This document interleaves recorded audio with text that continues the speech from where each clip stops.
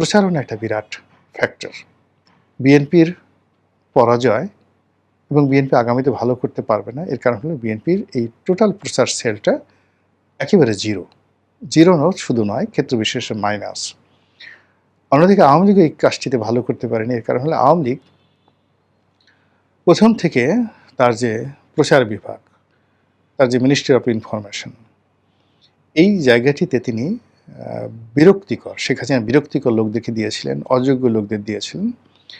ফলে সত্যিকার অর্থে প্রচার বলতে যা বোঝায়, যেটি তার সরকারের উন্নয়নকে তুলে ধরবে, তাকে তুলে ধরবে স্মার্টলি অ্যান্ড ইন্টেলিজেন্টলি, এই জিনিসগুলো করতে পারেননি।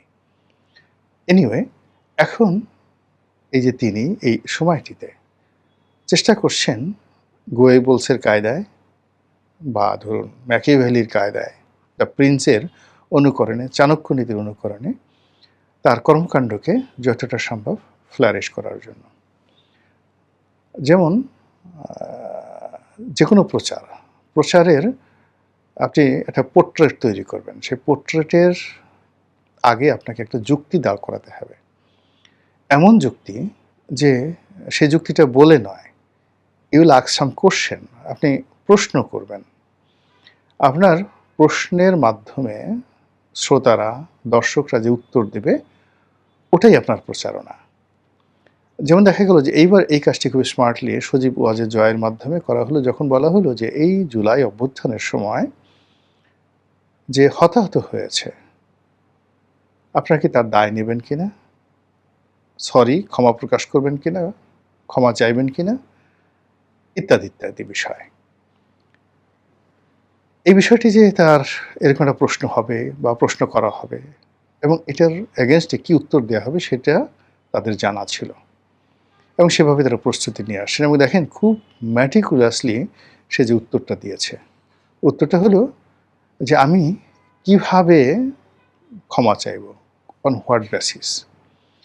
এখানে যদি 100টি দুর্ঘটনা ঘটে, মানে উনি এইভাবেই বলেননি, আমি আমার মতো করে বলছি, যার ওনার যে কথা তার সারবেত্তা এরকমই হবে। যেখানে 100টি ঘটনা বা 1000টির ঘটনা যদি ঘটে, তাহলে এই 1000টি ঘটনার মধ্যে একটি অংশ আমাদের নেতাকর্মীরা করেছে, একটি অংশ পুলিশ করেছে, একটি অংশ এখন যারা বিজয়ী আন্দোলনকারী তারা করেছে।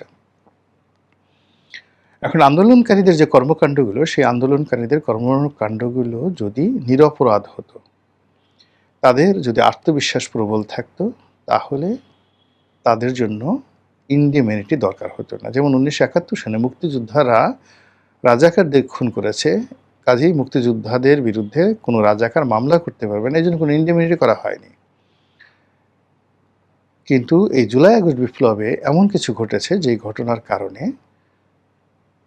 যাদেরকে ইন্ডিমেনিটি দেওয়া হয়েছে, ইট মিনস তারা একটি অপরাধকে আড়াল করতে চাচ্ছে, তারা বিচারের মুখোমুখি হতে চাচ্ছে না এবং বিচারের যে পথ এবং ক্ষমার যে পথ, এই পথটাকে তারা রুদ্ধ করে দিয়েছে।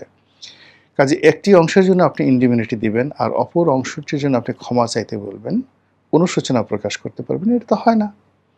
এই যে তার যে কথার ধরন এবং প্রকৃতি, ইট ওয়াজ ইউনিক। এখন আপনি কি বলবেন? বিদেশি যারা ঝানু ঝানু সাংবাদিক ছিল তারা কাউন্টার প্রশ্ন করতে পারেননি, একেবারে স্টপ হয়ে গেছেন।